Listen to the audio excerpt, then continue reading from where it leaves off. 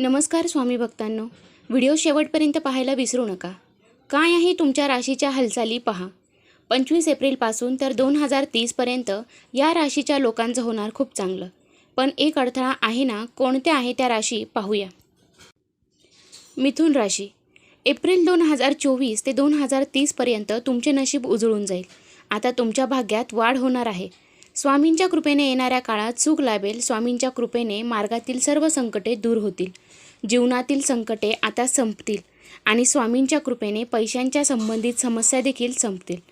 जुन्या मित्रांच्या मदतीने परदेशी प्रवास देखील घडेल. वृश्चिक रास. या राशीच्या लोकांना पैसा वाढेल. तुमचे उत्पन्न वाढेल. पूर्वीपेक्षा तुम्हाला जास्त पैसा मिळेल. कोणतीही समस्या तुमच्या दूर होतील.